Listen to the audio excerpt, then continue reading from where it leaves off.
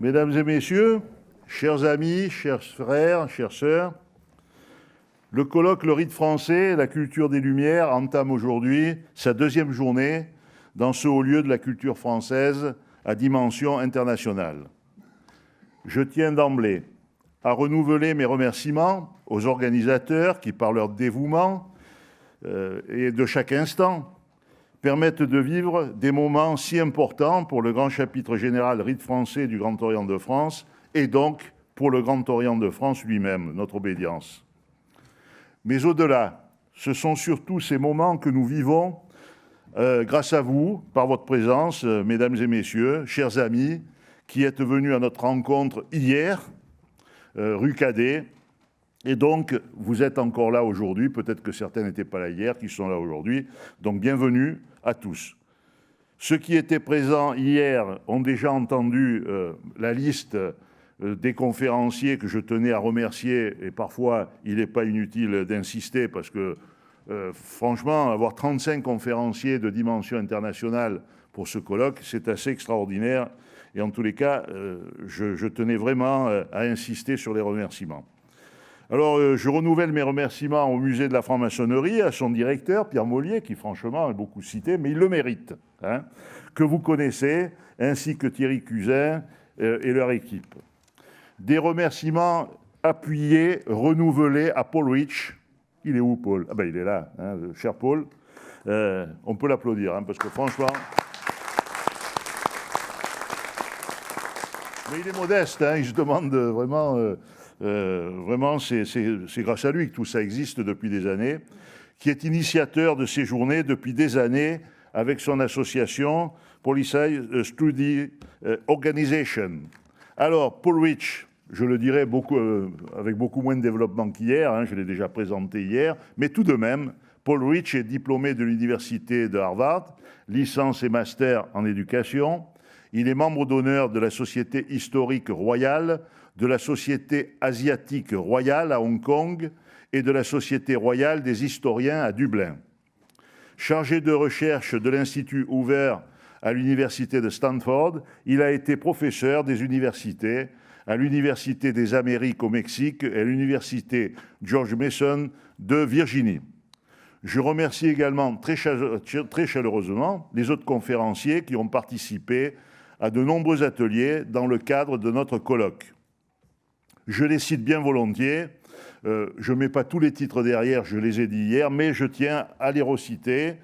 Pierre-Yves Beaurepaire, qui est quand même professeur d'histoire à l'Université de Nice, Stéphanie Rosa, philosophe chargée de recherche au CNRS, Cécile Révauger, professeure émérite en études anglophones, Margaret Jacob, qui s'est excusée hier mais qui a été représentée, excusée pour des raisons médicales.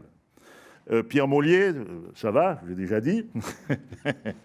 Philippe Foussier, ancien grand maître du Grand Orient, qui est présent ici, à ma droite, mais ça n'a rien à voir avec les appartenances politiques. Jean-Christophe Garrigue, universitaire, président de la commission Histoire du grand chapitre général Rite français du Grand Orient de France. Louise Pla-Alos, membre du grand chapitre général d'Espagne. Laure Caille, ancienne grande vénérable du grand chapitre général féminin de France. Rui Lopez, grand secrétaire aux affaires extérieures du grand chapitre général Rite français du Grand Orient. Joaquim Grave dos Santos, chercheur, membre du grand chapitre général du Portugal. Joe Weges, chercheur indépendant. Christophe de Villers, rédacteur en chef d'Humanisme. Paul Leblanc, grand chancelier du 5e ordre, du grand chapitre général du Grand Orient de France. Didier Moline, membre de la Chambre d'administration du grand chapitre général et médecin, ça peut toujours servir. Vous me suivez, je vois très bien. Gérard Contremoulin, historien de la franc-maçonnerie. Philippe Foussier, mais je t'ai déjà cité, Philippe. Mais je le fais à chaque coup, tu vois, c'est quand même bon. Charles Coutel, c'est lui là, le petit jeune, professeur émérite en philosophie du droit à l'université d'Artois. Jean Mondeau, professeur émérite en études germaniques à l'université de Bordeaux. Éric Saunier, maître de conférences en histoire à l'université du Havre et directeur de l'IDERM, l'Institut d'études et de recherche maçonnique. Felipe Corte-Real de Camargo, enseignant-chercheur à l'université de Bristol. Roger Daché, directeur de l'Institut maçonnique de France. Colette Léger, historienne du rite français, qui a écrit un ouvrage remarquable sur les 81 grades du 5e ordre. Héléna Troncard, très sage et parfait grand vénérable du chapitre féminin de France, accompagnée de quelqu'un qui doit être son époux, que je salue. Michel Paris et Marcel Rose, très sage et parfait grand vénérable et passé très sage et parfait grand vénérable du grand chapitre général de Belgique. Alors, la première journée, sans forfanterie, a été, en tous les cas, c'est comme ça que je la vois, mais je suis sûr que vous partagez mon sentiment, d'un réel succès, comme tous les présents ont pu le constater hier. C'est à la fois un succès culturel, un succès sur le plan humain et fraternel, qui a permis à plus de 400 participants d'échanger et de mieux se connaître, ce qui est tout de même le but de la franc-maçonnerie, qui est le partage et l'humanisme. Je suis certain que cette deuxième journée qui commence sera à l'aune de la précédente, mais cela, c'est à vous, chers amis, chers frères, chères sœurs, de la construire comme telle avec nos conférenciers. Donc, ensemble, dès à présent, construisons des ponts et abattons les murs de l'ignorance et de l'indifférence. Je vous remercie.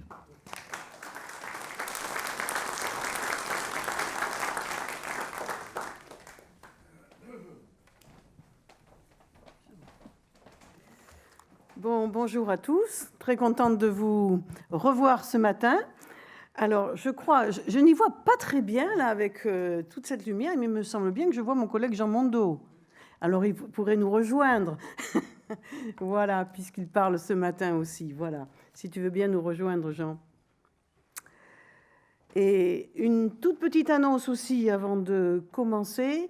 Est-ce que tous les intervenants, donc ceux qui interviennent aujourd'hui, pour présenter une communication, pourraient me retrouver tout à l'heure à l'issue donc de cette matinée, sans doute vers 13h, juste à l'entrée du petit auditorium. Je vous donne rendez-vous. Voilà. Tu peux poser mes affaires, voilà. Très bien, donc écoutez, j'ai vraiment le plaisir de donner la parole maintenant à Philippe Foussier. Donc Philippe Foussier, ancien grand maître du Grand Orient de France, qui est l'auteur d'un ouvrage « Combat maçonnique », qui aime beaucoup lire tout ce qui se publie sur la franc-maçonnerie et qui fait des comptes rendus assez extraordinaires, très détaillés pour la revue Humanisme, pour la revue La Chaîne d'Union, voilà. Et donc, qui est l'auteur, j'ai dit, d'un ouvrage « Combat maçonnique », paru donc récemment aux éditions Conformes dans la collection Pollen, et qui est de profession journaliste. Voilà, donc Philippe, si tu veux bien prendre la parole, c'est à toi.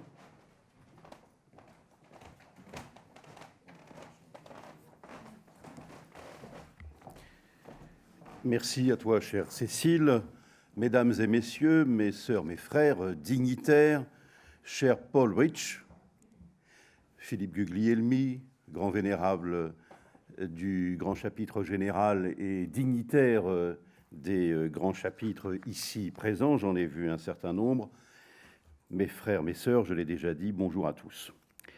Le rite français, quintessence de l'humanisme, c'est la commande qui m'a été passée et que j'ai acceptée, évidemment, avec plaisir de traiter devant vous.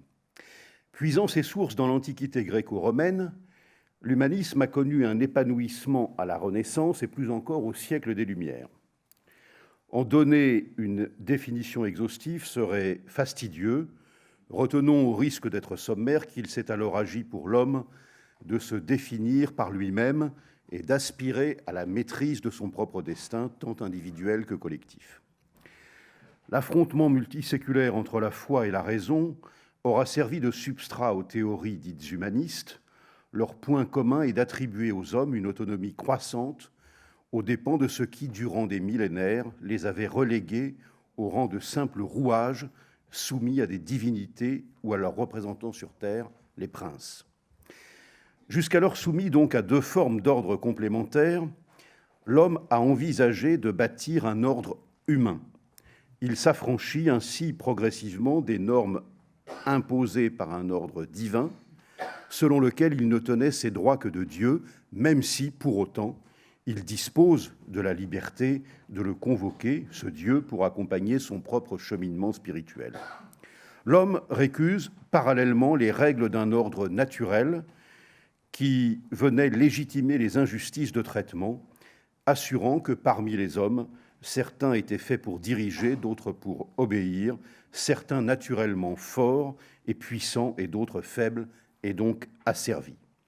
Cette aspiration à se dégager de ces deux formes d'emprise a pris corps de manière éloquente en France le 26 août 1789, d'abord par l'affirmation de l'idée même de droit de l'homme, et ensuite à travers l'article 1er de la Déclaration du même nom, « Tous les hommes naissent libres et égaux en droit, les distinctions sociales ne peuvent être fondées que sur l'utilité commune ». C'est donc dans le contexte du siècle des Lumières que la franc-maçonnerie spéculative est née, puis s'est développée de manière fulgurante, dans les îles britanniques d'abord, puis dans l'Europe continentale, et singulièrement en France. Elle y a préfiguré d'abord, selon l'expression d'André Combe, un contre-modèle social dans une institution qui allait regrouper des hommes, d'abord des hommes, issus des différents ordres, noblesse, clergé et futurs tiers-états. Des hommes que tout séparait à l'extérieur et qui allaient se retrouver en loge, où l'intérêt de la confraternité devient celle du genre humain tout entier, dans un monde présenté comme une grande république dont chaque nation est une famille et chaque particulier un enfant, selon les termes du discours de Ramsay. Adossé à l'idée d'une unité du genre humain, comme disait Montaigne au siècle précédent, chaque homme porte la forme entière de l'humaine condition, et à celle de perfectibilité, si chère aux Lumières, la franc-maçonnerie va proposer une méthode ouvrant à l'homme des perspectives conceptuelles démultipliées par l'apport des outils symboliques et des rituels, mobilisant mythes et légendes pris dans une grande variété de sources culturelles. À l'origine, ni plus ni moins la traduction des rituels venus d'Angleterre en français, c'est dans cet écosystème que le rite français se développe lui-même et va connaître, dans les années 1770 et plus encore 1780, sa fixation. Le rite français, j'emprunte la citation qui va suivre à Philippe Guglielmi, propose un cadre rituel, symbolique, qui, en dehors de tout pouvoir magique ou divin, contribue à la spiritualisation de l'individu en lui faisant prendre conscience de la diversité et de la complexité de l'être et du monde. Par là, il concourt à une évolution, à un perfectionnement, à une libération du sujet, à qui sont remis les outils dont il a besoin pour atteindre la quête ultime, la sagesse. Fin de citation. De manière complémentaire, Ludovic Marcos, qui nous manque beaucoup, précisait « Issu de courants rationalistes, le rite français n'est pas une forme figée, une liturgie révélée, perpétuant mécaniquement une tradition. C'est un outil de travail, traditionnel certes, en ce qu'il forge une chaîne, transmet des acquis et une méthode, mais c'est un outil humain, historique, qui promeut un humanisme et participe ainsi à l'histoire. » Fin de citation. C'est en ce sens que nous pourrions dire que le rite français représente la quintessence de l'humanisme. En convoquant les notions phares des ordres de sagesse, que sont la justice, l'unité, la reconstruction et l'épanouissement, le rite français accompagne la transition du maître en citoyen accompli, autant qu'il conjugue harmonieusement la construction du temple intérieur et celui de l'humanité. Retenons ainsi que son évolution au XVIIIe siècle, particulièrement dans ces ordres de sagesse que je viens d'évoquer, est un témoignage exclusif de la dynamique des idées du moment. Je tiens cette citation, pour le coup, de Christophe de Villers, ici présent. Et ce que Cécile Révauger ramassera pour sa part dans une formule que je trouve pour ma part audacieuse, mais juste. Rite français et Révolution française ont les mêmes initiales. Sans vouloir ici développer une logique comparative, on constatera néanmoins avec Alain Boer que, contrairement à d'autres, le rite français ne se proclame pas supérieur, il ne se prétend pas unique, il ne cherche pas à dominer. Fin de citation. Ces caractéristiques propres le distinguent toutefois d'autres conceptions. Et là, je vais citer Charles Porset. le rite français n'est pas un syncrétisme pâte de velours. Il est au premier chef ouverture, dialogue, respect de l'autre et de soi-même, autonomie. Il revendique, ce rite français, aussi son attachement à l'horizontalité, conférant à l'homme le soin de se déterminer par lui-même, d'acquérir par l'effort la maîtrise de sa pensée, bref, de devenir majeur au sens où Emmanuel Kant l'entendait. L'homme doit ainsi s'affranchir de toute tutelle, individuelle ou collective, et sortir de l'état de minorité dans laquelle le maintient la soumission, éventuellement consentie, à des dogmes qui ne sont pas que religieux, tant s'en faut.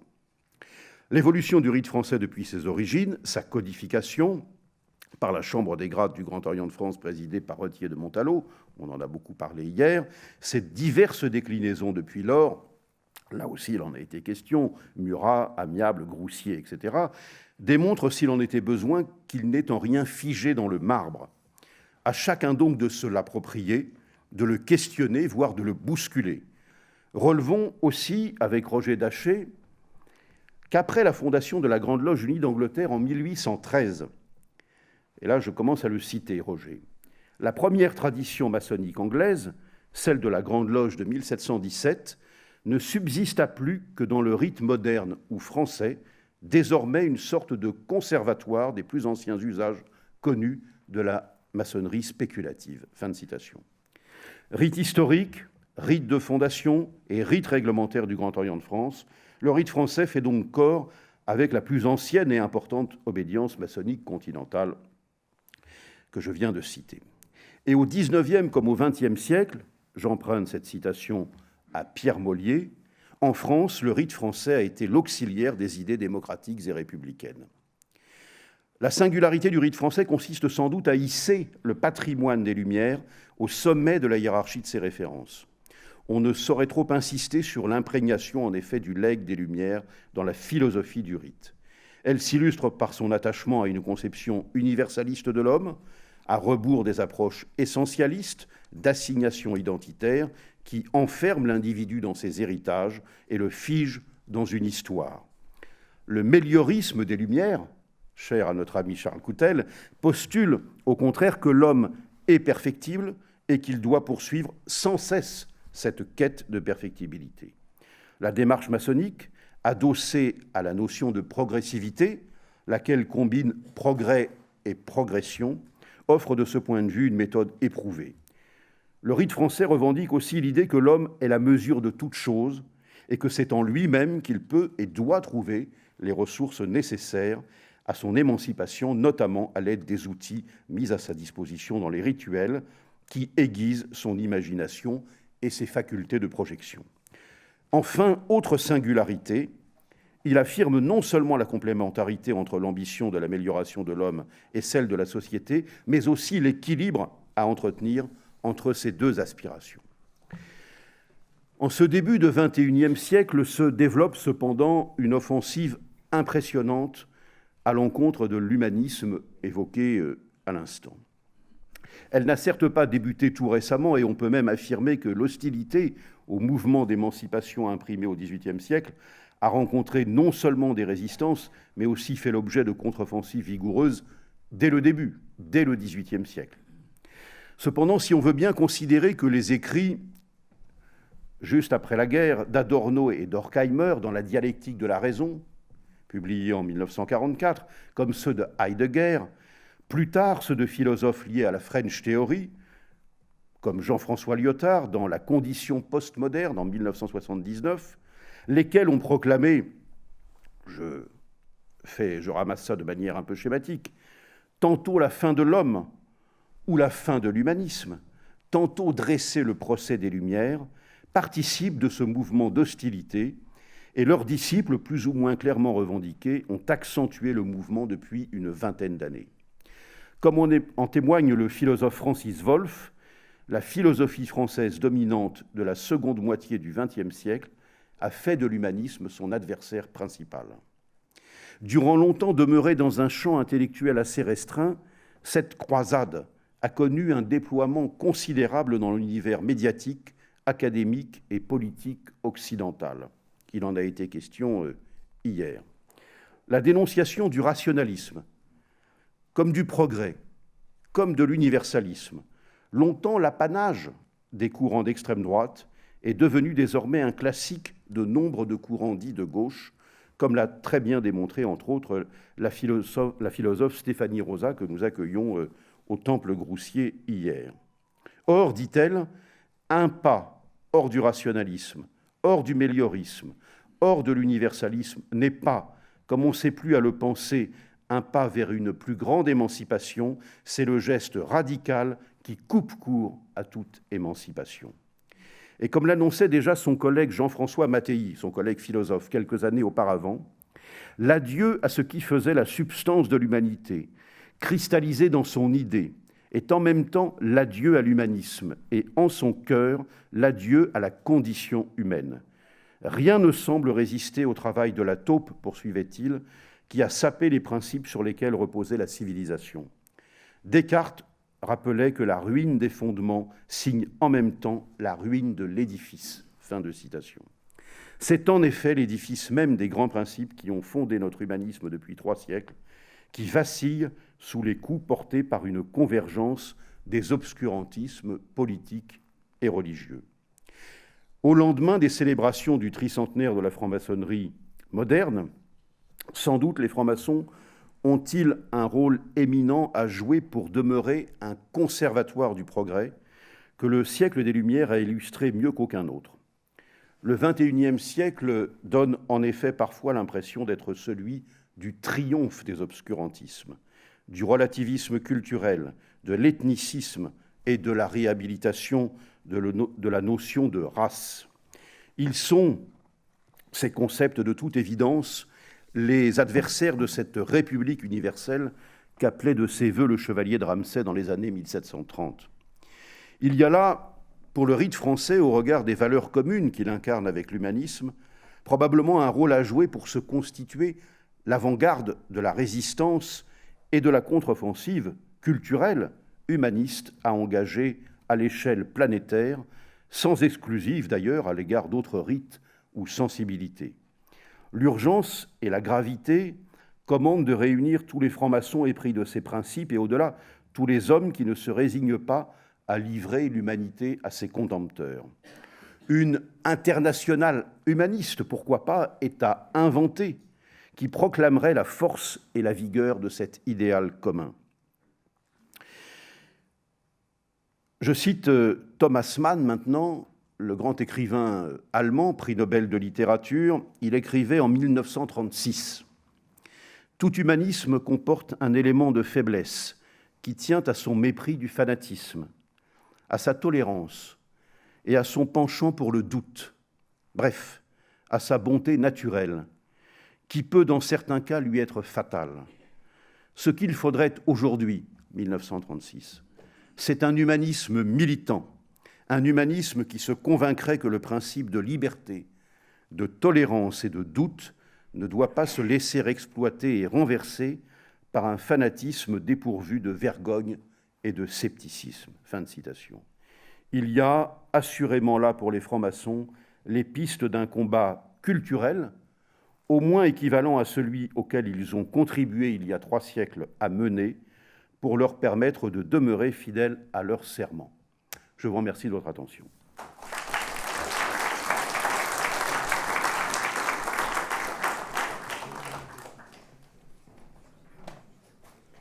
Merci beaucoup, cher Philippe. Vous voyez, je vous le disais, Philippe s'intéresse beaucoup à la pensée des autres. Et ce qu'il y a d'extraordinaire, c'est qu'il arrive à vraiment nous inciter à une pensée originale et de combat, tout en citant tant d'auteurs, sans jamais émousser leurs pensées, mais toujours en relevant les points forts. Et c'est comme ça qu'on avance. Et je retiendrai cette belle formule, la franc-maçonnerie conservatoire du progrès, qui est la sienne. Voilà. Alors, tout à l'heure, j'ai oublié de parler quand même de son appartenance au grand chapitre général du Grand Orient de France. Elle allait de soi, mais bon, je ne l'ai pas dit. Et j'ai oublié de mentionner qu'il était aussi préfet du 5e ordre. Voilà. Donc, j'ai le plaisir maintenant d'accueillir Charles Coutel, également membre du grand chapitre général. Charles Coutel, donc, qui est professeur émérite à l'Université d'Artois, qui est également membre du comité de rédaction d'Humanisme et qui anime régulièrement une chronique qui s'appelle Actualité des Lumières, voilà, qui est l'auteur donc de nombreux ouvrages sur la laïcité, spécialiste de Condorcet et l'éducation, voilà, et qui récemment aussi a écrit sur le méliorisme, va nous en parler. Et donc, Charles, tu as la parole et merci d'être avec nous aujourd'hui. Chers amis, je ne peux que rejoindre le contentement, le constat de grand contentement émis par mon ami et mon frère Philippe Foussier. Voilà. Mais on est content, un Philippe peut en cacher un autre, donc je partage ce grand plaisir d'être avec vous. Je ne ferai pas de remerciements, mais je ferai un tout petit hommage, quelques secondes, pour Charles Porcet, avec lequel j'ai fait de nombreuses interventions et éclusé un certain nombre de bières locales. L'autre évocation, c'est notre regretté Christophe Abbas. Il y a 4-5 ans, je devais faire avec lui, on avait le plan pour de nouvelles lumières. Voilà. Et malheureusement, la mort en a décidé autrement. Pensons à lui. Donc, merci pour cette invitation, pour cette commande qui a un petit peu varié, parce qu'entre-temps, une contribution au dernier humanisme, au dernier dossier, donc le temps de la déshumanisation, m'a fait prendre conscience que le rapprochement entre la culture des Lumières et le rite français, la maçonnerie adogmatique en général, n'est pas un thème uniquement de réflexion. C'est une urgence organique au sens de Gramsci, dans la reconstitution d'une nouvelle intellectualité appelée de ses voeux par mon ami Philippe Foussier. Le rapprochement, la discussion, le dialogue entre les Lumières et le rite français est indispensable. Et je vais montrer dans ma contribution pourquoi. Parce que ceux qui s'intéressent aux Lumières ignorent peu ou prou le rite français et ce que dit le rite français des Lumières est parfaitement cohérent, intéressant, pertinent, mais véhicule, parce que nous sommes tous influençables, un certain nombre de marqueurs de ce que j'appelle, faute de mieux, un cléricalisme langagier d'atmosphère. Je ne sais pas comment le traduire en anglais. Clerish, clergish, comme il y a globish, je ne sais pas comment le dire. En français, je saurais le dire. Mon ami Rich, help. En tout cas, l'équivalent langagier, il y a un discours dominant sur les Lumières dont, je crois, le rite français pourrait nous débarrasser, mais poliment, diplomatiquement. Cela implique 2 efforts qui correspondent aux 2 premières parties de ma contribution écrite que, avec douleur, je dois sacrifier, afin de ménager le temps qu'il faut pour exposer le 3e point. Mais le premier point consiste à dire que si nous souhaitons ce dialogue indispensable entre les Lumières et le rite français, cela implique un premier effort philosophique qui consiste à dépasser le discours un peu convenu sur l'émancipation. Voilà. On se contente d'évoquer l'émancipation alors que, je crois, le rôle du grand chapitre, mais aussi de la philosophie adogmatique, est de compliquer notre rapport à l'émancipation.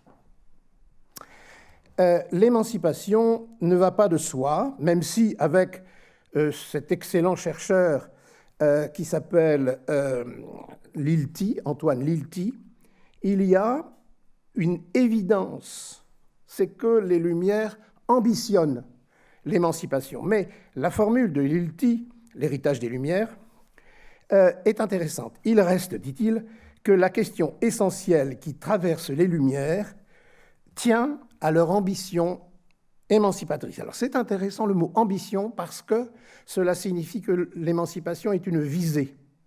Nous ne l'atteindrons jamais. Mais pour que cette émancipation nous mette en marche, ce que veut dire le mot progresser, Progresser, c'est s'améliorer, mais progresser, Beaurepaire l'a signalé hier, c'est s'avancer. Pour progresser au sens 2, mes amis, il faut progresser au sens 1. D'où l'éloge de la navigation. Mieux, de l'orientation, qui est une belle publication de Kant.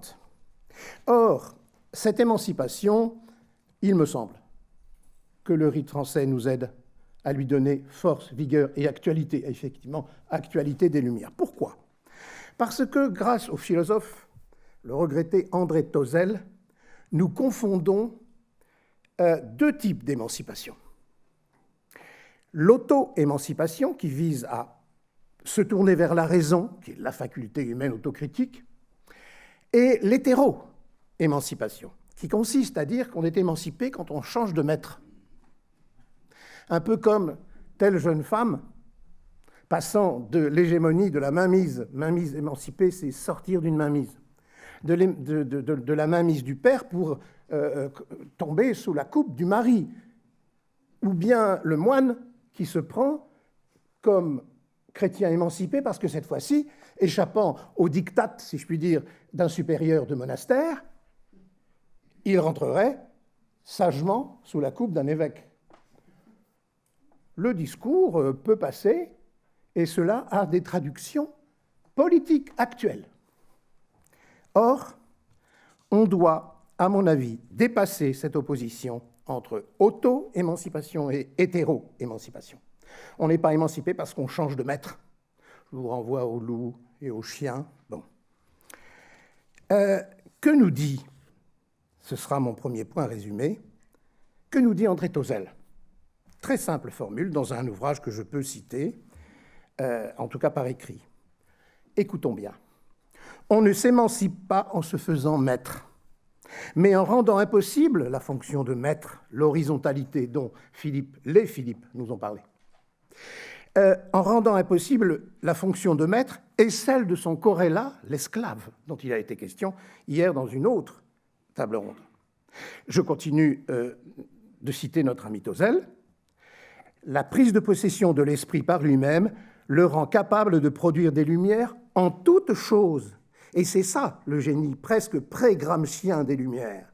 C'est que quand on se libère, il faut se libérer dans tous les domaines. Ce que le grand philosophe Thomas More avait compris en malheureusement juxtaposant les deux parties de l'utopie. Eh bien, les Lumières parviennent, et c'est ça le méliorisme, effectivement, Philippe, songer à peser sur les choses en les améliorant, et non pas en naviguant entre la survalorisation hagiographique et la dévalorisation. Mes amis, quelqu'un d'allumé n'est pas quelqu'un d'éclairé. On est allumé quand on croit que les savoirs sont marginaux. Quand on est éclairé, on met les savoirs au service des Lumières, ce qui n'a rien à voir. Cela s'appelle la sagesse. Ce que dit Tozzel, c'est qu'il nous faut progresser en permanence vers l'auto-émancipation. Mais en maçonnerie, cette auto-émancipation n'est pas une émancipation autarcique.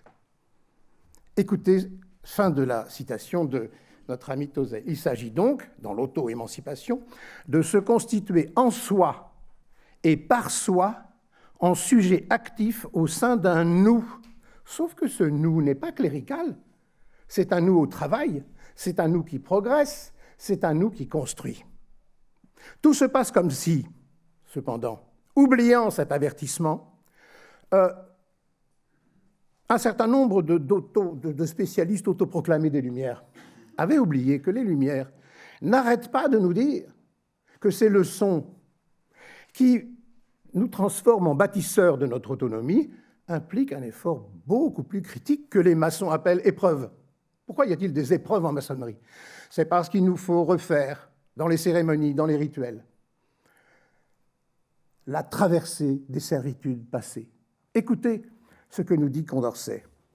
Nous retracerons, dit-il, l'histoire des erreurs générales qui ont plus ou moins retardé ou suspendu la marche de la raison. Si aujourd'hui, un cléricalisme langagier d'atmosphère domine les médias, et malheureusement quelques hommes politiques, sauf ceux qui sont dans la salle et élus, eh bien c'est parce que ce cléricalisme à infuser, notamment en faisant en sorte que l'école de la République n'instruise plus. Mais je ne me trompe pas de colloque. Tout se passe comme si le cheminement vers l'auto-émancipation devait se souvenir des dangers d'une hétéro-émancipation refoulée. Ça s'appelle, si vous voulez, se reposer sur ses lauriers. Vous connaissez l'expression. Il est vrai que le mieux est de couper le laurier et l'arbre comme ça. On n'en parlera plus. Cela s'appelle attenter à l'élitisme républicain, haïr l'excellence. Mon hypothèse de travail, ayant en tête l'avertissement et de Condorcet et de notre ami Tozzel. Notre hypothèse est que, par ces symboles, ces rituels, la franc-maçonnerie adogmatique et notamment le rite français, peut nous aider à conjurer les illusions de l'hétéro-émancipation qui reviendrait dans notre quête de l'auto-émancipation. Comment comprendre autrement ces romans de voyage, ces romans d'apprentissage que sont Candide, La flûte enchantée, passant au musical, ou bien encore même l'idée d'un tour, qui a malheureusement donné le tourisme, l'idée qu'il faut faire un tour pour se comprendre. Eh bien, reprenant et subvertissant les analyses de la Boétie sur la servitude volontaire, le rite français va refaire le chemin passé pour ouvrir le chemin de l'avenir. Toujours le mot épreuve. Mais pour cela, un nouvel effort nous attend, que je ne peux que citer. C'est revisiter ce que la maçonnerie française fait dire à Kant. Il y a une vulgate qui s'est cristallisée, une sorte de marronnier maçonnique, autour du texte de 1784. C'est tellement bien mis en perspective par mon collègue et ami. Or, la vulgate que l'on greffe sur 1784 s'est encore intensifiée par la vulgate qu'on a produite sur le discours de Michel Foucault sur le texte de 84, comme si un accident ne suffisait pas. Je renvoie ici au très beau numéro de la revue Lumière. Donc, pour cela, il faut secouer notre discours sur Kant et s'apercevoir que, mes amis, de 1756 à 1796, Kant a professé un cours de géographie. Or, la géographie, la géodésie, l'astronomie est une science magnifique dont parle très peu Michel Foucault, voire nullement. La géographie, c'est ce qui nous permet, si je puis dire, de garder les pieds sur terre, blague, mais surtout de faire 3 expériences que je ne peux que citer. L'expérience de l'horizon, l'expérience de la sphéricité de la Terre, et je renvoie au magnifique globe qui était devant la très belle photo de nos amis américains, et donc l'horizon, la sphéricité de la Terre, et surtout l'expérience de l'hospitalité a priori qui unit les hommes, car quand ils se promènent, notamment la nuit, les hommes s'aperçoivent que les astres appartiennent à tout le monde et nous aident à naviguer. Je me suis obligé de passer. Or, Cécile me fait signe, parce que, si je puis dire, elle en pince pour l'horizon. Elle a bien raison. Pourquoi ? Parce que l'horizon est une expérimentation, pas simplement touristico-géographique, c'est une expérience métaphysique et spirituelle. Et ce, pour 2 raisons. Quand je pars et que je navigue, je peux, l'océan et les bateaux aident, revenir à mon point de départ, mais enrichi. La lecture par Diderot du supplément Voyage de Bougainville. Mais surtout, c'est de l'horizon que va surgir celui que je ne connaissais pas, ou que je retrouve avec plaisir, et qui me fait comprendre qu'il était peut-être là où je suis avant que je n'y fût.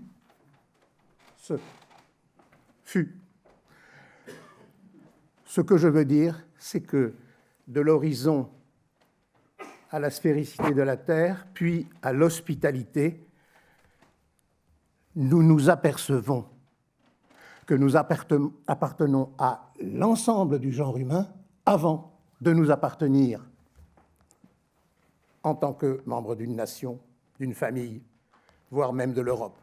L'européisme, c'est ce qui oublie l'hospitalité transcendantale de la Terre. Transcendantale, c'est-à-dire a priori nécessaire. Il me semble que c'est parce que nous avons oublié cette expérience, ces trois expériences, que l'extériorité des Lumières et du rite français a été un petit peu moins pensée qu'elle ne devrait. Or, cette extériorité n'est pas une altérité.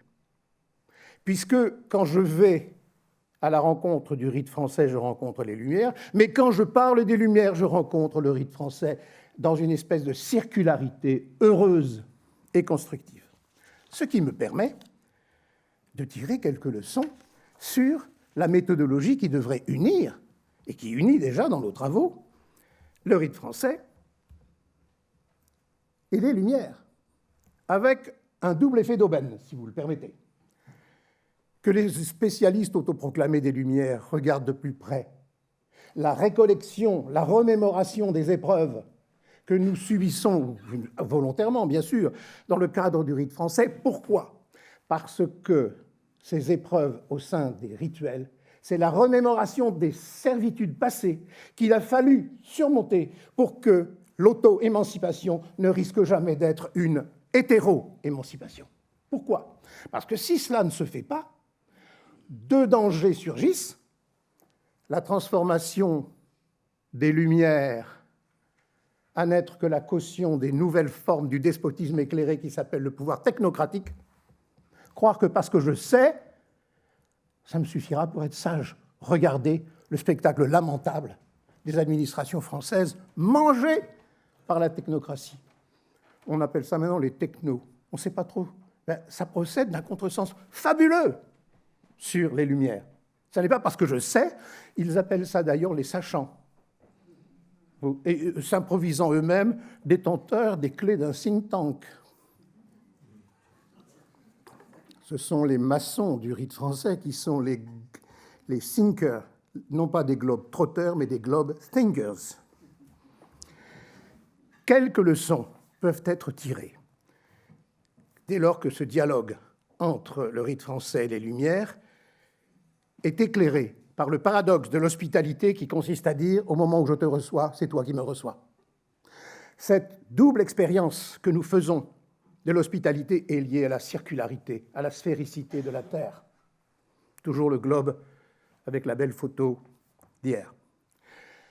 Je ne peux qu'indiquer, pour conclure, qu'une seule chose, c'est que par chacun des ordres du rite français lance un avertissement à tous ceux qui parlent des Lumières avec un savoir, disons, limité ou instrumentalisé par la monodisciplinarité des discours universitaires. Les Lumières sont pluridisciplinaires, comme on dit maintenant. Chacun de ces avertissements qui nous viennent de chaque ordre peut être interprété comme une volonté de prévenir le retour subreptice de l'hétéro-émancipation au sein du processus d'auto-émancipation. Le drame de l'utilisation du texte de 1784, c'est de croire que l'auto-émancipation suffit à travers la simple incantation du texte. Cela s'appelle, ça vaut bien les moulins à prière tibétains. Hein. Hop, un petit coup de 1784, sapéré audé, on est content.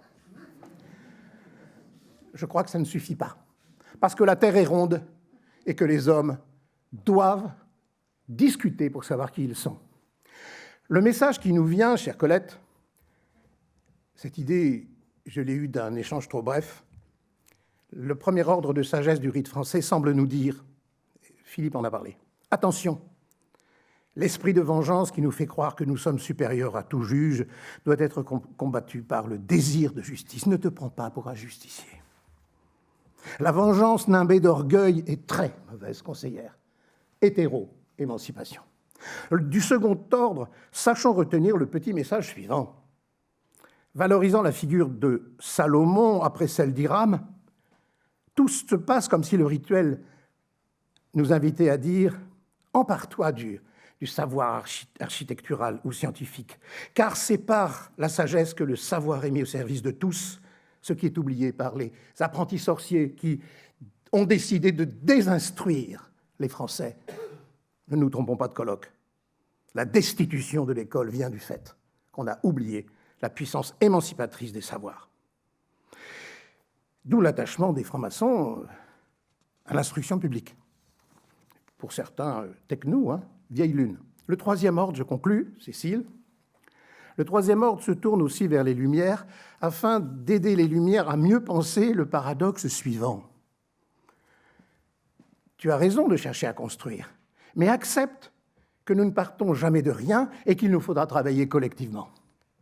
Je vous invite ici à relire de très près la magnifique thèse de Roland Mortier sur les ruines chez Diderot. Le spécialiste des ruines qui s'appelle Mortier, moi, tous les matins, en tant que franc-maçon, ça m'enchante. Ce quatrième ordre du rite français est superbe parce que c'est le cœur battant du méliorisme. Condorcet nous dit qu'importe que tout soit bien, pourvu que nous fassions en sorte que tout soit mieux qu'il n'était avant nous. Je pense que les discours convenus sur les Lumières, qui soit disent qu'elles sont optimistes, soit disent qu'elles sont pessimistes, à mon avis, forment une belle garniture de cheminée pour bobos mondains, mais absolument pas fidèles au texte. Les Lumières sont mélioristes. Enfin, le cinquième ordre, chère Colette, nous lance un avertissement solennel que nous avons oublié aujourd'hui, du fait de l'instrumentalisation court-termiste et crétinisante des réseaux sociaux, qui ne sont d'ailleurs ni des réseaux ni sociaux. Pour inventer un peu, commençons humblement par inventorier beaucoup. Cela s'appelle la curiosité et l'humilité. Enfin, qu'il me soit permis d'évoquer, pour dire que les ordres de sagesse sont au service de la spatialité des loges bleues, mais aussi de leur travail, ce que j'appelle l'importance du sceau de l'émancipation. Pour refaire le lien, je conclus. Le sceau de l'émancipation est constitué par l'entremêlement de deux triangles. On privilégie le premier, qui réunit, bien sûr, et avec raison, ça c'est 1784, le premier surveillant, le deuxième surveillant et le vénérable maître. Parfait. C'est le triangle de la construction de la curiosité et de la triangulation de la parole. Ah oui, le génie du rite français, mes amis, c'est qu'en maçonnerie, 1 + 1 = 3. Va comprendre. Les totalitaires pensent que 1 + 1 = 1. L'Ukraine, c'est la Russie. Les arithméticiens classiques disent 1 + 1 = 2. La belle affaire. Non, nous, maçons, c'est 1 + 1 = 3, parce que celui qui n'est pas là est celui aussi qu'on doit écouter. C'est d'ailleurs ce que font l'hospitalier, le trésorier et le couvreur, puisque le couvreur, c'est l'ambassadeur de l'hospitalité, puisqu'il accueille, a priori, après vérification d'usage, celui qui vient de loin, même inconnu. J'appelle sceau de l'émancipation, mes amis, l'entremêlement de ces deux triangles, et comme par hasard, nous le retrouvons sur le tablier du troisième ordre, ou alors je n'ai plus rien compris. Sachons en tout cas intérioriser les leçons de ces deux triangles, de ce sceau de l'émancipation au sein de cette volonté d'aimer l'humanité, de rassembler ce qui est épars, comme a dit Georges Sérignac hier, au point que le regretté Marcel Conche a bien raison de dire « Les libertés s'entrelibèrent par l'amour ». Je vous remercie.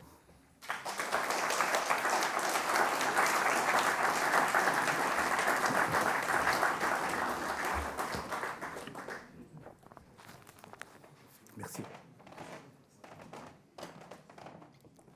Merci, cher Charles. Que dire après toi? Rien. Simplement que je te remercie vraiment d'avoir fait ce lien, d'avoir établi ce lien très fort entre la culture des Lumières, ou les cultures des Lumières. Je rejoins volontiers Stéphanie Rosa qui insistait sur l'intérêt de mettre aussi culture au pluriel, et le rite français. Dans tous ces aspects, à la fois, tu as évoqué les premiers grades et puis les ordres dits de sagesse. Donc je crois que vraiment, merci, tu nous as éclairés et non pas allumés. Voilà. Bon, alors maintenant je vais passer la parole donc à mon ami et collègue Jean Mondeau de l'Université Bordeaux-Montaigne. Tu as d'ailleurs cité la revue Lumière, Charles. Eh bien, tu as devant toi celui qui, pendant des années et encore aujourd'hui, a dirigé, a lancé cette revue Lumière de l'Université Bordeaux-Montaigne. Voilà. Qui est aussi président de l'Académie Montesquieu de Bordeaux. Et il n'est pas resté que bordelais, puisqu'il a été également directeur, président de la Société internationale d'études 18e. Voilà. Donc, Jean, tu as la parole. Il est alors spécialiste aussi, bien sûr, germaniste, je ne l'ai pas dit, germaniste. Donc, il connaît un petit peu les Illuminés de Bavière. Il a d'ailleurs rédigé un certain nombre de notices pour un certain dictionnaire qui s'appelait, qui s'appelle encore, mais enfin, Le Monde maçonnique des Lumières, dictionnaire prosopographique, co-dirigé par Charles Porcé et moi-même, et auquel ont participé plusieurs d'entre nous qui sont présents aujourd'hui, Susan Somers, dont on a parlé, Andrew Prescott, donc Jean Mondeau, peut-être que j'en ai encore oublié. Pierre Mollier aussi, je crois, avait écrit, bien sûr, Pierre Mollier, voilà. Voilà, donc Jean, si tu veux bien prendre la parole maintenant donc, sur des maçons en quête de modernisation et de raison, le voyage de Bode à Paris en 1787. Une petite modification du titre. Bon, une petite modification, ça ne se fait pas. Hein. Au dernier moment. Merci. Bon, mesdames et messieurs, chers collègues, chers amis, merci d'abord de m'avoir invité pour parler un tout petit peu de franc-maçonnerie et de culture et de lumière. Alors le nouveau titre que j'avais intégré dans ma réflexion, c'était la démystification progressive de la franc-maçonnerie à la veille de la Révolution. La démystification progressive de la franc-maçonnerie à la veille de la Révolution. Où en est la radicalisation des esprits alors que l'on se rapproche de la zone des tempêtes en Europe, en particulier dans les grandes monarchies? Surtout, est-il possible de savoir où en sont les francs-maçons qui, depuis le mi-temps du siècle, ont tendance à se rassembler et à occuper dans les espaces urbains des lieux de plus en plus visibles et repérables? Il nous a paru intéressant de noter l'influence considérable qu'ils exercent sur la société contemporaine et la tournure que prend leur participation à la vie sociale et politique contemporaine. Les crises que connaît la franc-maçonnerie dans les années 1770-1780 et le renouveau simultané des activités maçonniques sont en effet symptomatiques du nouveau regard politique que les maçons portent désormais sur eux, sur eux-mêmes et sur leur action dans la société. Cette évolution est perceptible dans trois moments qui se situent dans le dernier tiers du XVIIIe siècle. Je cite ces trois moments sur lesquels je vais revenir. Le convent de Wilhelmsbad, le différend Weishaupt-Knigge et le voyage à Paris de Bode et la constitution d'un espace public. Bon, on a noté mes origines de germaniste, puisque j'ai beaucoup cité, mais là, ça va se citer, ça va se continuer, se poursuivre, parce que ce qui m'a frappé en réétudiant ces textes et ces aspects multiples de la franc-maçonnerie, c'est qu'il y a eu un moment franco-allemand dans la fin du XVIIIe siècle. On va le voir. Le convent de Wilhelmsbad, 1782. Il se situe après le convent des Gaules à Lyon en 1778 et avant les convents de Paris, 1785 et 1787. Donc du 16 juillet au 1er septembre 82 se tient à Wilhelmsbad, près de Hanau, non loin de Francfort-sur-le-Main, un congrès majeur pour l'histoire des francs-maçonneries allemandes et plus généralement européennes. Ce n'était pas le premier, mais cette fois, il devait décider de l'avenir de la stricte observance templière et lancer une restructuration des réseaux maçonniques que la crise ouverte dans cette obédience avait désorganisé et démobilisé. Cette obédience, la stricte observance templière, était dirigée par Charles Gottlieb de Hund, mais qui avait eu quelques difficultés dans ces dernières années.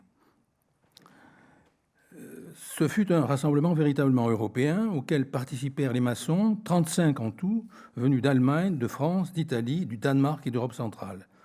on doit à l'historien allemand Ludwig Hammermeyer une analyse méthodique de ce congrès, ou plutôt de ce convent dit de remise en ordre.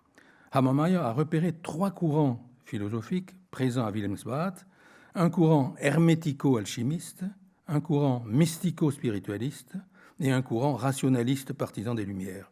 C'est ce 3e courant qui va nous intéresser particulièrement. Il n'est pas représenté par le baron de Knigge, qui a été interdit de convent par son obédience, mais Knigge a gravité autour du convent pour tenter de recruter, de débaucher des déçus de la stricte observance au profit des illuminés de Weishaupt, et sur ce plan obtint quelques beaux succès, illustrés par quelques belles prises. Il recueillit aussi des informations sur le déroulement du convent qu'il communique à Weishaupt, Adam Weishaupt, qui est le chef des illuminés de Bavière pendant toute cette période. L'opposition majeure au sein du convent a eu lieu entre le courant mystique spiritualiste, représenté par le marquis lyonnais Jean-Baptiste Villermoz, 1730-1824, et le courant rationaliste, défendu notamment par le baron allemand Franz Dietrich von Dietfurt, né en 1738 et mort en 1813. Et il était entré à la stricte observance avec comme pseudo Eques ab Orno, c'est-à-dire le chevalier de l'Orme, à partir de 1777. Il avait développé une intense activité maçonnique, fondant en 2 ans 15 loges rectifiées, mais surtout, il s'était fait connaître par une critique vigoureuse de la stricte observance, déplorant ses absurdités, les absurdités du système templier et préconisant la suppression des 5e et 6e grades, ainsi que de toutes les charges de la stricte observance templière. Sur les conseils du marquis de Costanzo, il entre chez les Illuminés en 1780 sous le pseudo de Minos et change complètement sa façon de voir. À l'occasion, sa façon de voir, il prononce un discours si virulent lors d'une séance du convent qu'il provoque la colère des représentants des autres courants qui étaient prêts à voter son exclusion. Un rapport rédigé par Dietfurt, destiné aux Illuminés, nous en dit un peu plus sur son intervention et le scandale qu'elle suscita. Je cite un extrait en français. « Le frère, Dietfurt, vient de nous tenir... » C'est une citation de Villermoz. « Le frère Dietfurt vient de nous tenir un discours scandaleux, impie, contraire à la foi chrétienne et séditieux, indigne d'être ouï par des maçons et par des bons sujets. Donc, je propose de lui faire révoquer ses discours et de lui faire confesser d'autres principes s'il veut continuer à tenir séance avec nous. » Parlant des divergences philosophiques existant entre membres de la franc-maçonnerie, et donc un certain nombre d'objections sont faites à ce discours. Et l'aile mystico-spiritualiste ne supportait pas d'entendre les paroles de Dietfurt. Toutefois, un maçon français, Chape de la Henrière, connu d'autre part, tenta de prendre sa défense en mettant sur le compte d'une maîtrise insuffisante de la langue française les propos jugés excessifs de l'orateur. À certains endroits, l'expression avait pu dépasser sa pensée, mais, ajoutait-il, pour sa part, il avait entendu beaucoup de choses avec plaisir et sans prendre ainsi un frère heurter la tolérance fraternelle. Sans prendre ainsi donc un frère heurter sa tolérance. Dietfurt, de son côté, ne se laissa pas décontenancer par la violence des attaques subies et répliqua « Mes frères, je croyais assister parmi des frères à un convent de maçons, pas à une assemblée ecclésiastique du VIIIe siècle. C'est pourquoi j'ai tenu ce discours, croyant que s'il m'arrivait de me tromper, je serais corrigé avec douceur et non pas condamné comme un hérétique à l'aide de sentences sans appel. » Comme le lui conseilla Chape de la Henrière, Dietfurt accepta cependant de retirer son discours et d'en rapporter une autre version après correction lors d'une prochaine séance, mais non sans avoir dénoncé le sectarisme intolérant des frères qui l'avaient attaqué et réaffirmé le caractère orthodoxe de ses déclarations sur la religion. Dans son rapport, il s'en prit notamment à ses adversaires, qualifiant le comte Collovrade de pauvre simplet et Villermoz de partisan intrigant des Rose-Croix et du jésuitisme. Hors séance, il se répandit en propos très sarcastiques sur le camp adverse. « Mais quel but magnifique, dit-il, pour la maçonnerie, que de maintenir le monde dans la cécité, que d'empêcher la diffusion des Lumières et d'interdire à des monarques bienfaisants de vouloir conduire les hommes vers leur destination en les rendant heureux. Assurément, je n'étais jusqu'ici pas au courant de ce but, mais j'en suis pétrifié d'admiration. » Il rapporta d'autre part les compliments et soutiens de Chape de la Henrière et de Philippe Christoph Kaiser de Zurich, d'autres francs-maçons qui étaient présents. Le 31 juillet, il remit donc un exposé rédigé cette fois en allemand, se contenta d'accompagner oralement la remise de cet écrit remanié de quelques considérations très caractéristiques. Quand j'affirme que les souverains ont été créés et sont là pour les sujets et non les sujets pour les souverains, et que par conséquent il est de leur devoir de les rendre heureux, il n'y en a rien de séditieux. Le plus sage monarque au monde, Joseph II, c'est cela, et lui n'a pas besoin d'un long discours. Donc, débat déjà sur la place des souverains et sur le rôle des monarques dans la philosophie, dans la réflexion maçonnique. Auparavant, il avait discuté avec Johann Joachim Christoph Bode, né en 1730 et mort en 1793, qui, après l'ère Weishaupt, sera appelé à prendre de hautes responsabilités au sein de l'ordre des Illuminés, au sujet des secrets et mystères que les chefs de la stricte observance se refusaient à communiquer à leurs frères. Tous deux, alors aussi bien Bode que Weishaupt, avaient réclamé un accès égalitaire aux secrets fondateurs, affirmant avec force qu'on ne pouvait convaincre les frères de la vérité de la doctrine si l'on ne les tenait pas au courant des mystères originels. Là encore, il était clair que les temps avaient changé et que pour toute une aile de la franc-maçonnerie, il y avait désormais un urgent besoin de transparence, du moins en interne. La façon très désinvolte dont Dietfurt s'entretenait avec les princes, co-organisateurs du convent, Ferdinand de Brunswick d'un côté, Charles de Hesse-Kassel de l'autre, témoignait également du changement des mentalités. Elle montrait que la vague de revendications insolentes, voire les pièces de Schiller, comme Don Carlos ou comme Cabal und Trieb, ou Intrigue Amour en Allemagne et Beaumarchais en France, elle montrait que la vague de revendications insolentes qu'affrontaient pendant cette décennie 80 les princes, leur cour et l'autorité en général, avaient atteint dans toute l'Europe les membres de la franc-maçonnerie. Nous verrons que cela est aussi à l'origine de la querelle entre deux francs-maçons, Knigge et Weishaupt, se dessiner et s'exprimer au sein même de la franc-maçonnerie une indéniable radicalisation des opinions qui remettait en cause simultanément la foi traditionnelle et plus ou moins ouvertement le rapport hiérarchique constitutif de cette société féodale qui serait bientôt désignée sous le terme d'Ancien Régime. D'ailleurs, Villermoz, dans un écrit où il revenait sur l'intervention de Dietfurt au convent, dénonçait explicitement cette double attaque contre la religion et contre les pouvoirs. Rapportant l'intervention de Dietfurt, il écrivait que la même aurait la hardiesse d'entreprendre dans une assemblée de chrétiens d'attaquer de la manière la plus scandaleuse tout principe de religion, de ridiculiser amèrement ce qui s'y rapporte, de rabaisser au niveau de tous les états de la société civile les rangs et les titres des princes, enfin dit proposer de fonder une nouvelle maçonnerie sur ces principes destructeurs de tout ce qui existe, de vrais liens entre les hommes, laquelle n'aurait pour base que la nouvelle philosophie de ce siècle. Donc, une opposition ferme et continue entre Villermoz et les francs-maçons rationalistes qui avaient participé au colloque de Wilhelmsbad, mais ils y ont participé, ils n'y ont pas vaincu les adversaires. C'est Villermoz qui a gagné en quelque sorte la première manche. Au moment de Wilhelmsbad, cependant, l'orientation fut vigoureusement combattue et Villermoz l'emporta. Dietfurt prit acte de cette défaite et quitta le convent. Son comportement avait-il été très habile ?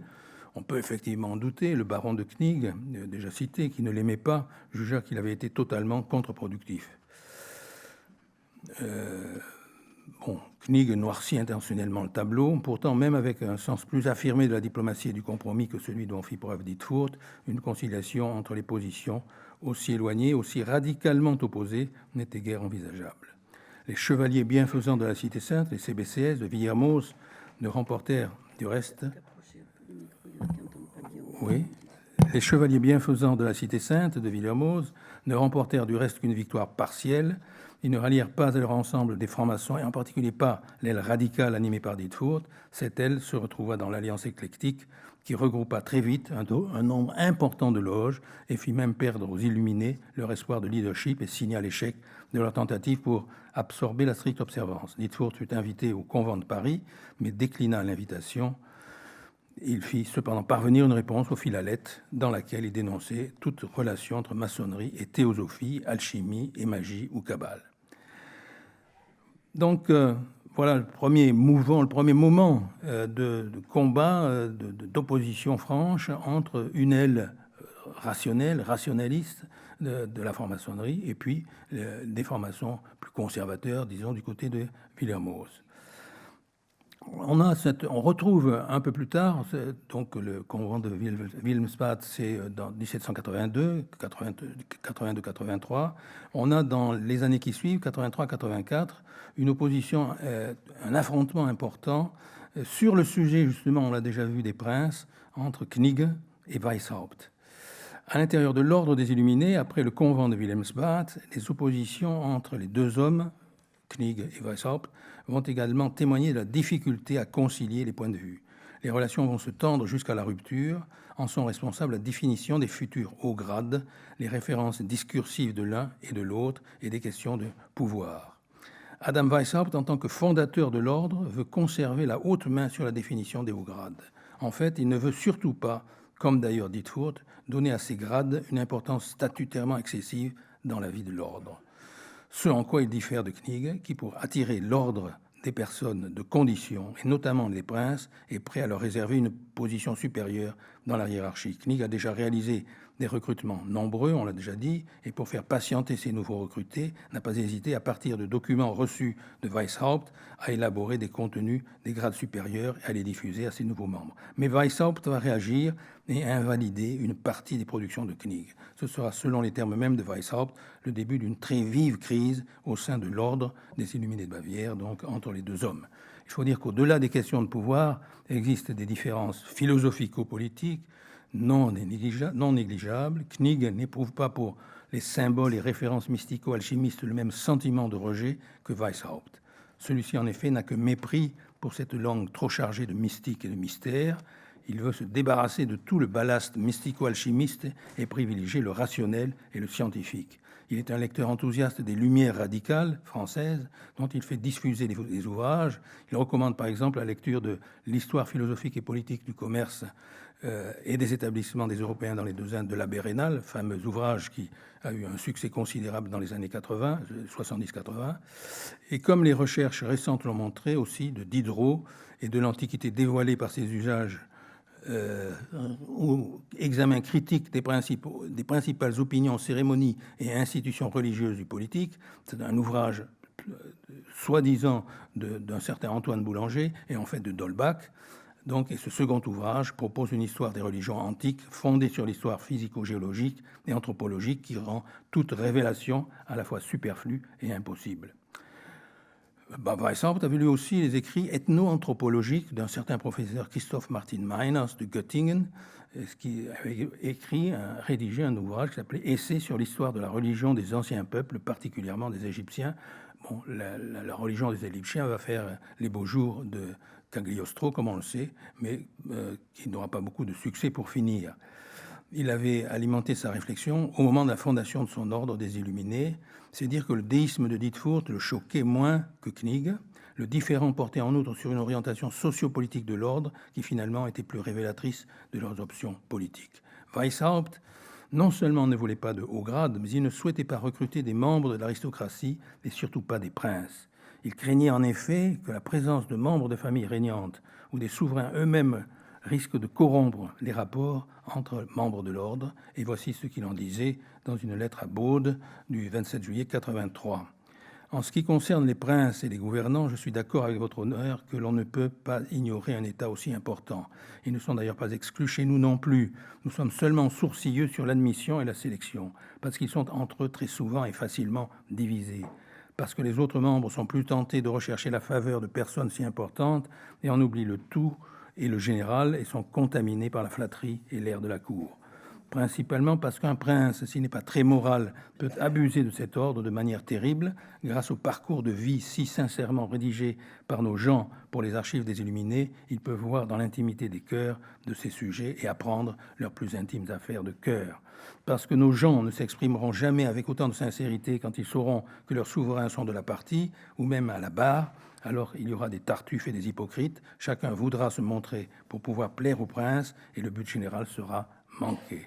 Nos gens cherchent dans cet ordre un havre contre les violences et les injustices des grands, et de cette façon, ils seront encore davantage livrés à leur pouvoir. Enfin, dernier paragraphe, il est fréquent et facile pour un prince d'avoir pour notre ordre des exigences qui sont contraires à nos objectifs et qui flattent ses buts et ses désirs étroits, et si l'on ne se montre pas tout de suite docile, l'ordre court le risque d'être exposé aux plus fortes poursuites. Le pouvoir monarchique n'est dangereux que chez les hommes égoïstes, brutaux, incultes, immoraux, mais ceux-ci ne doivent pas être autorisés à devenir nos supérieurs. Plus le supérieur s'élève dans l'ordre, et plus il doit être moral. Tout notre système est bâti sur ce degré suprême de moralité, en dehors de quoi il n'est qu'une chimère. Donc, une objection quand même très pesante, très forte, très violente à la présence de souverains. On va voir la discussion qu'il a avec, que Weishaupt a avec Knigge d'une part, et ensuite avec Bode. Dans une lettre, Bode plaidait de façon étonnante mais caractéristique de la période pour autoriser l'entrée des princes dans l'ordre. Et il disait « Je dois à cette occasion dire qu'après une longue réflexion, la vérité suivante reste pour moi évidente. Tous les princes naissent hommes. Ils doivent donc avoir les mêmes droits que les autres. S'ils sont rabaissés par les flatteurs égoïstes, permettons-leur, nous qui voulons faire tant de bien, de chercher à s'élever de nouveau au niveau d'êtres bons et inscrivant dans leurs âmes ces vérités qui sinon leur resteraient totalement inconnues. Mesure le renversement des perspectives. Au nom de l'égalité des droits, il fallait laisser les princes bénéficier de l'éducation dispensée par l'ordre dans le sein de l'ordre. Weishaupt, lui, ne croyait pas à cette égalité de naissance. On naissait prince et il n'était plus possible de revenir à l'égalité originelle. Cela contredisait sans doute l'anthropologie non essentialiste des Lumières, mais garantissait la cohésion de l'ordre. Comme on l'a vu, Knigge, pas plus que Bode, ne partageait cet exclusivisme antimonarchique. Ce différend nourrit la tension qui s'envenima entre les deux hommes pendant toute l'année 83. Brusquement, ce n'étaient plus des éducateurs du genre humain qui s'affrontaient, c'était des adversaires ou même des ennemis qui ne retenaient plus leur coup. Knigge menaça de rendre publics les secrets de l'ordre et termina une lettre sur ces mots « Ne vous fiez pas à la douceur de mon cœur, la vengeance est une chose à laquelle je ne renonce qu'avec peine. » Les aéropagites munichois tentèrent de s'interposer. On a fait savoir à Knigge que Weishaupt a abandonné sa fonction de général de l'ordre, qu'une sorte de structure fédérative donnerait plus d'autonomie à chacun des provinces, et pour finir que Weishaupt lui maintenait ou lui réaccordait toute son estime. Mais l'armistice fut de courte durée. Trop profonde était la différence, et en juillet 84, Knigge abandonnait toutes ses fonctions, et quelques mois plus tard, Weishaupt était remplacé par Bode, mais le coup de grâce vint de l'extérieur, au moins pour la partie bavaroise. L'ordre fut interdit en Bavière par les autorités, décret de juin 84, renouvelé en mars, et terminé en août 85. Répété en août 85. Il continua à vivre jusque vers 1790 sous la direction de Bode dans d'autres provinces. Donc, c'est un petit moment, petite réflexion historique, c'est-à-dire que l'ordre des Illuminés dit on doit dire dit de Bavière, parce qu'en fait, il n'avait pas de rapprochement essentiellement à faire avec la Bavière, et lorsqu'il a été interdit en Bavière, il s'est développé un peu dans les alentours, mais il a perdu sans doute de son punch initial. Donc, voilà, c'était le deuxième mouvement, en quelque sorte, de radicalisme des Lumières, de combat des Lumières. Et j'en viens maintenant au dernier convent de Paris, les convents de 1785 et 1787, et ce que j'ai appelé la constitution d'un espace public.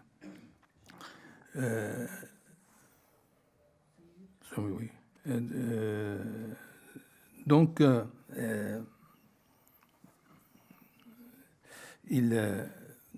surtout le deuxième congrès de Paris, celui de 87, c'est en effet celui que visaient Bode et son compagnon de voyage, et ils le ratèrent d'une certaine façon, puisqu'ils arrivèrent trop tard, mais ils eurent, à défaut de séance, la possibilité de rencontrer d'une part quelques maçons français de renom, dont en particulier le fameux président Savalette de Lange.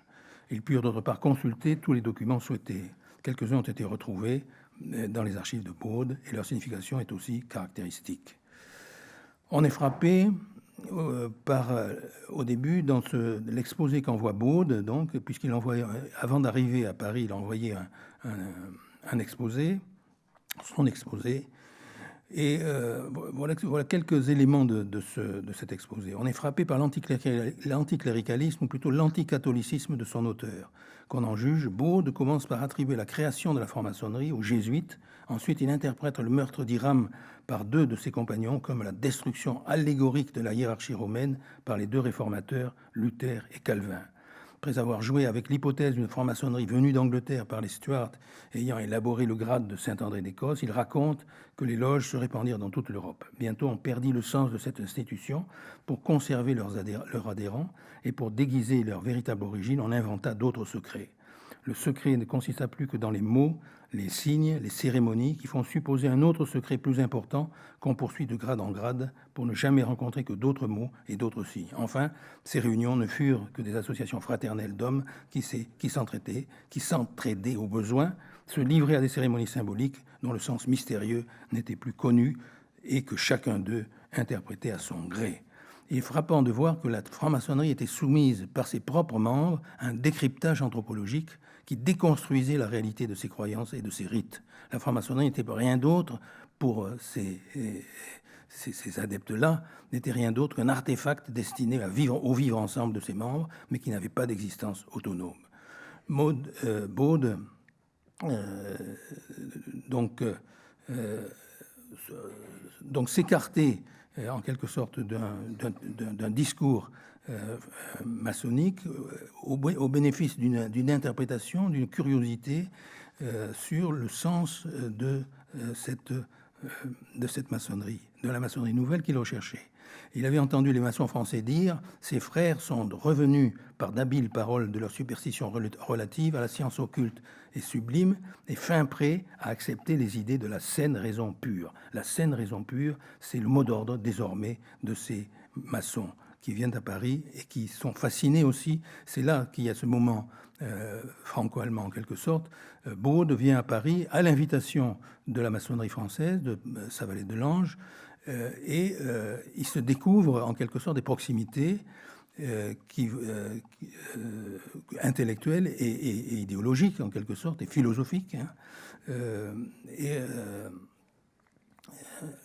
Donc,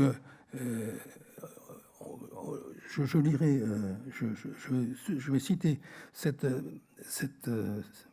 texte de Savalet de Lange. C'est dans la première circulaire qu'il envoie en 1784 pour la réunion d'un autre convent qui sera celui de 1787.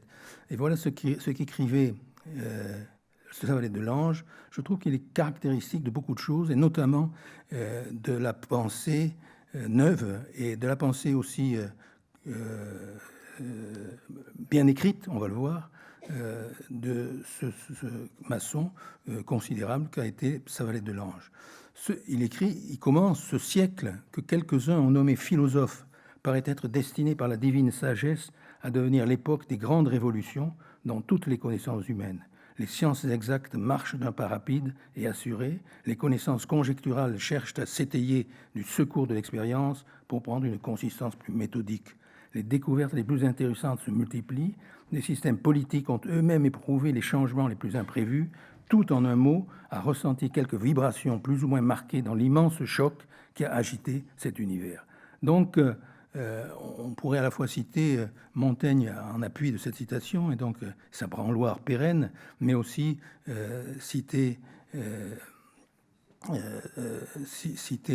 a été fait tout à l'heure, Condorcet et son esquisse d'un tableau historique des progrès de l'esprit humain.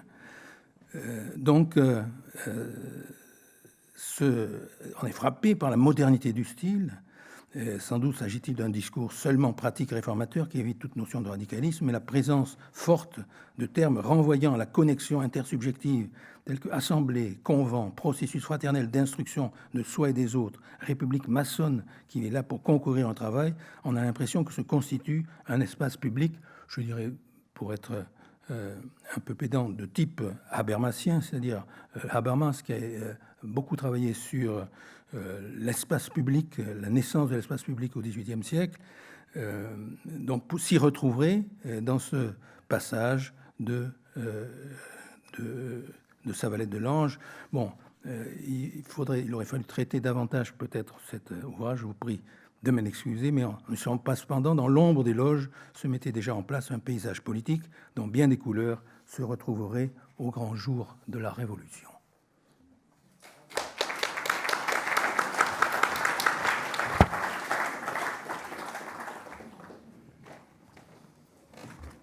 Je ne sais pas si...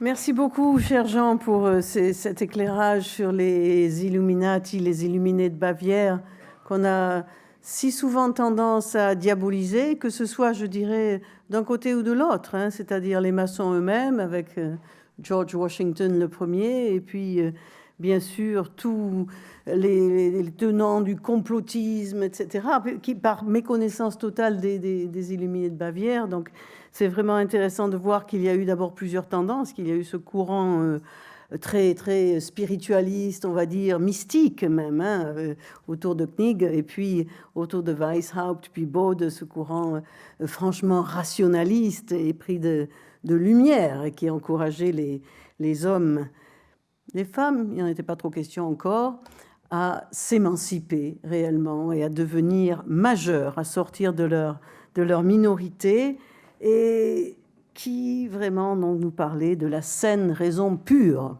Belle expression que tu nous as rappelée. Alors, nous avons donc maintenant une bonne dizaine de minutes pour prendre des questions. Voilà. Donc, si vous avez des questions, alors je pense que il faudrait que le micro circule, si on peut. Et donc, il y a des micros ici. Donc, vous pouvez répondre de votre place tous les trois. Voilà, je crois, avec les micros. Je vais essayer de voir, mais c'est vrai qu'on est un petit peu à... Alors, voilà. J'ai une question ici, déjà, au milieu de la salle. Si tu veux bien, Pierre, leur passer... le micro pour parler. Ah bon, bah non, bah alors Pierre parle quand même. Attends, allez. Prends la parole avant de passer le micro. Pierre. C'était juste une remarque, puisque nous sommes à la Bibliothèque nationale, Oui. Et qu'on a parlé de Bode. Ceux d'entre vous qui ont eu la chance de voir cette magnifique exposition sur la franc-maçonnerie que nous avons organisée en 2016. Il y avait une pièce magnifique, alors qu'on soit plutôt dans ses idées ou pas, c'est une pièce magnifique. C'est un livre allemand qui s'appelle « Les figures secrètes des Rose-Croix », qui est un ouvrage somptueux, très mystique, enfin qui est tout à fait dans le courant qu'a décrit notre orateur, avec des dessins somptueux, etc. Et c'est un livre rare. Et il y avait une petite mention au début qui nous a fascinés quand on a été chercher l'exemplaire à la réserve, offert par le frère Bode à la 12e classe des Amis réunis. C'est-à-dire que Bode, quand il vient à Paris, avec les idées qui nous ont été présentées, qu'est-ce qu'il amène aux maçons parisiens ? L'un des livres les plus mystiques et les plus illuminés qu'ait produit la maçonnerie allemande. Alors c'est vrai que on peut offrir des chocolats à un ami quand on va déjeuner chez lui et ne pas aimer les chocolats, c'est possible, mais c'est quand même intéressant. Et ça montre finalement ce que j'entendais ce matin, ça illustre un point, on fait une découverte, la maçonnerie du XVIIIe siècle, elle est comme la nôtre, elle est diverse, il y a des mystiques, des rationalistes, des gars qui sont un peu entre les deux, etc. Et par exemple, pour le convent des filles à la lettre, c'est très clair. On a souvent souligné le côté Bode, etc. Bon, Charles avait ses idées et il a peut-être un peu accentué ce côté-là, mais il y a des occultistes parmi les Philalètes. Il y a des occultistes, d'abord parce qu'ils étaient demandeurs de ce type de publication, et puis quand on regarde les débats, il y a vraiment de tout. Voilà, donc en tout cas, peut-être qu'on le ressortira un jour, vous pourrez aller voir le cadeau de Bode aux Philalètes, qui est donc dans les étages conservé dans l'une des tours. Quand vous sortirez tout à l'heure, vous pourrez regarder les tours et vous dire, quelque part, il y a le cadeau apporté par Bode aux Philalètes en 1780. Merci Pierre. Et juste avant que tu passes le micro, peut-être que je vais signaler deux ouvrages qui pourraient justement intéresser aussi ceux qui voudraient approfondir sur les Illuminés de Bavière.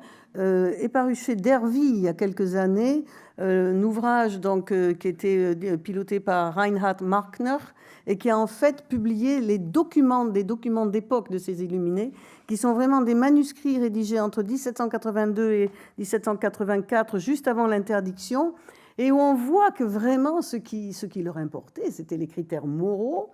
Il disait toujours que bon, quand on prêtait une obligation, il n'y avait rien contre le pouvoir, contre la religion. Alors, je sais bien que c'était aussi certainement pour assurer les autorités, mais enfin, c'était des textes très très précis. Et puis, bon, comme vous le savez, Pierre-Yves Beaurepaire vient de publier cet ouvrage aussi sur les Illuminati. Voilà. Et Joe Wage, que nous avons entendu, est un co-auteur avec Reinhard Martner du livre sur les Illuminati. Absolument, absolument. Merci. Excuse-moi. C'est tout à fait. C'est Reinhard Martner et Joe Wage qui est présent ici. Tout à fait. Merci de me le rappeler. Voilà. Donc on va. Donc ma question est pour Philippe Foussier. Donc Philippe, tu nous as appelé à bien sûr un humanisme militant qui était très cher et c'est très important. Et tu nous proposes donc un outil, cet international humanisme. C'est super intéressant, je trouve. J'aimerais en savoir plus. Qu'est-ce que ça serait cet international? Ça serait une 5e internationale? Ça serait une nouvelle logique où les francs-maçons du Rite français ou d'ailleurs, de partout dans le monde, se réunissent pour travailler sur un texte? Est-ce que tu pourrais nous en préciser les contours de ce que tu imaginerais? C'est un clin d'œil plus que l'annonce d'une organisation concrète. Non, je crois que ce qu'il nous appartient de faire, si tant est que nous sommes attachés à cet héritage, à ce legs des Lumières, et en effet, cela a été dit à plusieurs reprises, ces Lumières, elles étaient composites et pas simplement le reflet de ce que, encore une fois, le rite français a hissé au sommet de ses références, c'est-à-dire le rationalisme, le progressisme et l'universalisme. Mais si nous sommes attachés à cet héritage, il me semble que nous ne devons plus nous situer dans une position qui, depuis quelques décennies, est une position défensive. C'est-à-dire que nous voyons progresser face à nous un certain nombre d'adversaires, des Lumières, du progrès, de l'universalisme, du rationalisme, et que nous avons souvent tendance à douter de nous-mêmes, à douter même de notre idéal. Alors, c'est sain de douter, parce que si nous devons avoir des convictions, elles doivent être établies par la raison. Et donc, nous devons affûter ces convictions au crible d'une exigence.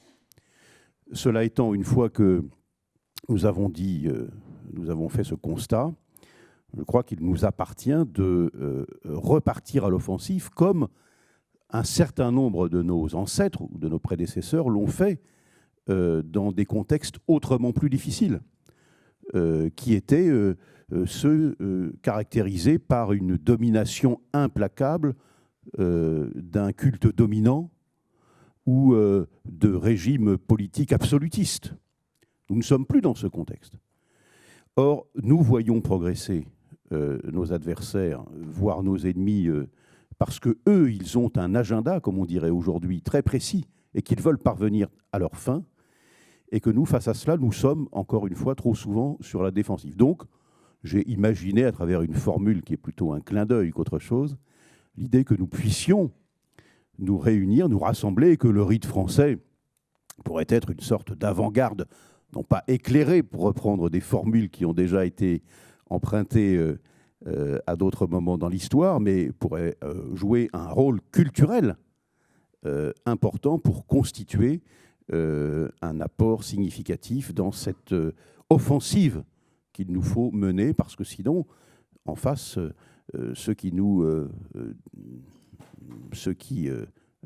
les contempteurs de cet héritage, ils finiront par l'emporter, ils finiront par gagner. Voilà ce que j'ai voulu dire. Une toute petite remarque, si Cécile permet. Le mélange se passe bien dans la sociabilité maçonnique lorsqu'un lien est établi avec la sociabilité scientifique. Beaucoup de francs-maçons, notamment dans le monde anglo-saxon, sont peut-être le soir en tenue, mais dans la journée, ils regardent à travers un télescope, ils regardent il regarde des tables, des cartes, il classe des insectes, il classe des plantes. Ça veut dire que ce qui a bien marché dans la fondation, alors l'international, c'est un clin d'œil bien sûr Philippe, c'est l'idée que la diffusion des connaissances produit un rationalisme non dogmatique, un universalisme non dogmatique. Alors que, par exemple, l'institution Nobel, les Nobel, instrumentalise la science comme autant de moments dans une carrière personnelle. Regardez, je ne vais pas être long, regardez l'article Astronomie fait par Camille Flammarion du dictionnaire de Ferdinand Buisson. Cela a inspiré directement l'astronomie, les leçons d'astronomie, plutôt regardez le soir, dans la formation des maîtres de la Troisième République. Autrement dit, il y a un arc qui était lancé entre la communauté scientifique et ceux qui sont chargés par l'instruction publique de rendre la raison, j'allais dire, désirable pour former les futurs citoyens, qui donc, plutôt que de lever les yeux au ciel, feraient mieux de scruter les étoiles. Tout à fait. Et si juste avant de passer la parole à la salle, je pense aux travaux donc, de Charles Porcet qui a édité La Loge des Neuf Sœurs de Louis Amiable. Et bien cette Loge des Neuf Sœurs, elle avait surtout mis en place un lycée. Et ce lycée, à l'époque, c'était une sorte d'académie, mais populaire, où justement on invitait, on formait dans différentes sciences, différents arts, les hommes, et peut-être alors les femmes, c'est à vérifier, il devait y en avoir quelques-unes de ce temps-là. Donc, il y avait une demande de parole, oui, là, oui. Voilà. Moi, je voulais poser une question à Charles Coutel, parce que j'ai bien retenu que la franc-maçonnerie et le rite français en particulier, tout son projet, c'est de s'émanciper des dogmes, de s'émanciper de la religion, de s'émanciper même du prince, pour retrouver quelque chose qui s'appelle non seulement la liberté, mais aussi le bonheur. Le bonheur étant la source du progrès humain, le bonheur sur cette terre.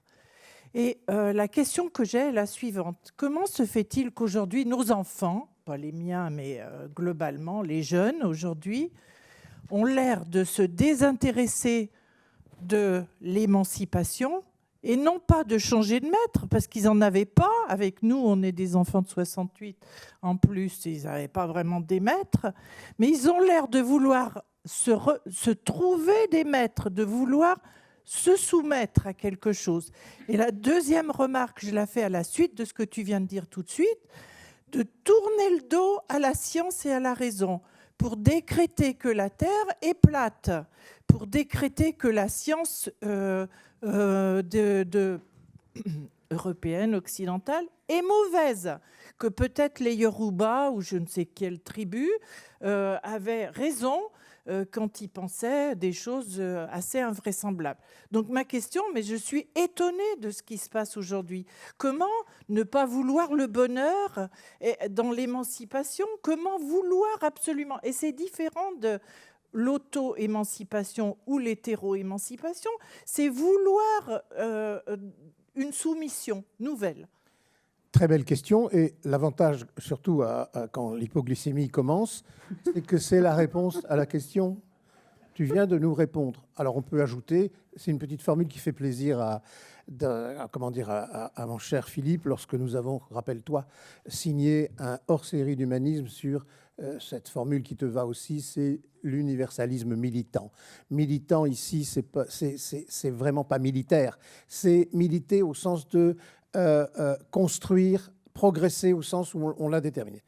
La modernité a décidé que la rationalité était contestable parce que la rationalité, comme elle est autocritique, et que si cette autocritique passe dans le peuple va refuser les formes d'hétéro-émancipation que l'on fait passer pour l'auto-émancipation. Le grand Gramsci, lecteur, il avait le temps en prison, lecteur des Lumières et des Lumières italiennes, a très bien compris que l'intérêt du peuple, c'est de s'emparer des mots qui lui permettraient de parler de ces mots AUX. C'est des blagues à 2 balles. Bon. Ce que je veux te répondre, c'est que ne nous trompons pas de colloque à la fin du mois, dans un cadre solennel. C'était le même que hier alors. Il sera présenté sous forme pas d'avertissement. Il ne faut pas faire des moulinets de sabre en bois quand on n'a pas bien formé l'armée. La République, à un moment donné, a décidé de ne plus instruire le peuple. Pire, de mettre en place des processus de désinstruction publique. Je peux vous donner des dates. Je ne vais pas jouer à mon Nestor Burma. C'est une enquête. Le mot enquête, ma chère Cécile, est au cœur de la démarche d'un Locke. Voyez, faisons la généalogie de nos servitudes pour nous libérer, ce que nous avons essayé. D'ailleurs, comme les précédents orateurs, aujourd'hui comme hier, ont essayé de le montrer. Et il faut avoir le courage de dire, de refaire les pas en arrière pour progresser. Refaisons les pas en arrière pour aller de l'avant. Mais ça implique, si on veut que quelqu'un rentre chez nous, de balayer devant sa porte. Métaphore à 2 balles, bon. Il faut que ceux qui ont décidé de désinstruire le peuple rendent des comptes au peuple. Et ça, ça implique, c'est très délicat, je réponds à ta question, d'interpeller la communauté scientifique pour la dénobiliser et la républicaniser. L'interlocuteur, c'est l'Académie des sciences, éventuellement l'Académie française. Voilà, que les savants mettent leur savoir au service du peuple au lieu de le mettre au service de leur carrière. Cela implique, et je parle à tel ou tel avec qui on s'est entretenu avant de commencer cette séance, de rendre leur liberté académique et scientifique aux enseignants-chercheurs au lieu de chercher à les soumettre à des idéologies contre lesquelles la puissance publique n'a strictement rien fait dans les 5 dernières années, en versant des larmes de crocodile, mais en ne changeant pas l'eau du marigot. Métaphore. Voilà, si on veut du solennel, c'est du solennel. Merci, cher Charles. Nous allons rester là, parce que c'est toi qui vas prendre la présidence. Et sinon, tu ne seras pas content si tu es en retard. Donc nous allons faire une petite pause maintenant d'une dizaine de minutes, si vous le voulez bien. Et donc, nous revenons à 11h30. Donc, Charles présidera la prochaine séance. Voilà, Charles Coutel, avec Pierre Maulier, Jean-Michel Matonnière et Éric Saunier.